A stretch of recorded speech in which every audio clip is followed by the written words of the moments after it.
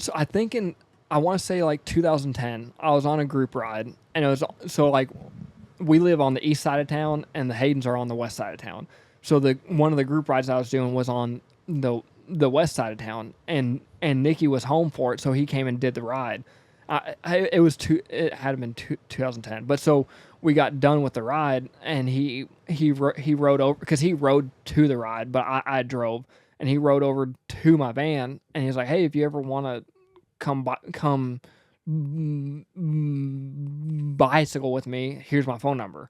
So then I got his phone number. So then we started riding a little bit, and then that's when I started to get to know Roger. So then it just kind of snowballed a little bit, and then I think in 2011 I rode with Tommy like every day almost. Like we rode bicycles every single day, and then it just kind of built, and then I started riding their turn track with them. So it just kind of built and built until, which Jake talked about, he moved there. So then like I was blacklisted.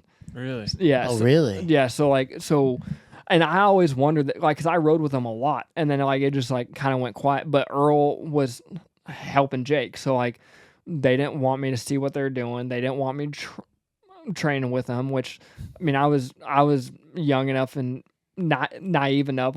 I like, because they would post something that they wrote. I'm like, hey, why don't you guys let me know the next time you're riding or what? And like I never heard from them.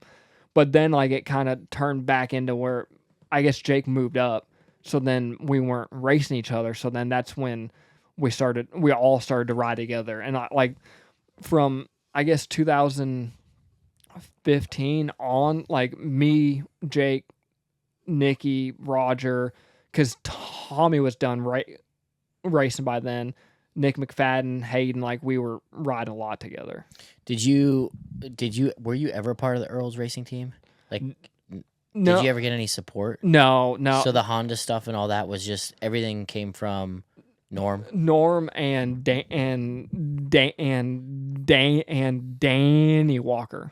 Oh, yeah, because he was a big Honda guy before then. That's okay. And then when was the big pivotal? So I'm assuming skipping a little bit, but the Rockwell was like the real pivotal moment in your road race career. It's hard because like I started building, I won the title, and then they were done. So then in 2011 was when I rode the attack bike. And I started the year out, and Superbike. I started the year out on the 600, and I did the 200, and Eric did the 1000 and the 600. And after Daytona, he quit. He was done. And so Richard called me. He was like, and I mean I was 18 at the time, and he called me, and he's like, hey, Eric's done. I'm going racing with a superbike. If you want to go racing. AMA said you can be on probation or whatever, but you can ride a superbike. But you have to come do this test in Utah to prove that you can ride it. I'm like, okay, like either that or I'm not racing. So then I did that, and that year was horrible. I had one good race going at Utah, and I crashed. And then my probation thing, I had to make it through a race weekend without crashing, and it kept getting worse because like the AMA guys were like, hey, don't crash this weekend. And then I had another racer.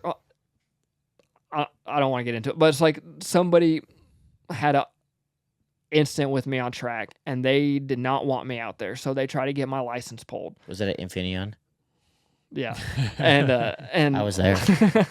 And so that was a whole debacle. And so the year just like it didn't go good. And so then at that time, Danny Walker was starting his team, the road race factory team. So 2012, 2013, I was with him, kind of let me rebuild, because 2012 wasn't, it was an okay year. 2013, I kind of started getting my feet under me again, and I was battling Garrett and Cameron, because they were both on the 600s for Graves. Yeah, because I was 13. I was on the Zook. Yes. Yep, yeah, I was in there with you. And so every race weekend, I would go talk to Keith McCarty. I'm like, because I knew Cameron was moving up. Because me and Cameron have always been tight. Because I helped him get the rock wall ride in 2010. So like we've always been close. And so he told me before everybody knew that he was moving up. So he's like, hey, you need to talk to Keith. So every weekend I'll talk to Keith. So at the end of 13, Keith called me and offered me a deal. And so 14 came around. I'm riding for factory Yamaha. I go to the first test. I have factory Yamaha leathers. 5 laps in, destroy a bike. Just destroy it. And then I kept crashing the thing. And then at Daytona, we had a problem with the bike. I high-sided on the banking, like coming on, like where you got all crazy. High-sided there, hit my head. I was riding like crap. I'm like, my one shot I got, I'm going to blow it. And so I actually went to a hypnotist and did that. Yeah, I know. I was desperate. I was gonna do whatever. So I went to a hypnotist, and he was somebody that helped people stop smoking. Like, but I'm like, hey, I'm like in Kentucky, or where are we talking? It was in Kentucky, and so like I got to do that. Like I got to do something, and I don't know if that's what it was, but the years turned around, and by the end of the year, like I did good enough to keep my ride in 15. And then I feel like 15 was the turning point for my career. Like that's when I came on the scene. I won my first race, won my first title. Like that was what really, yeah.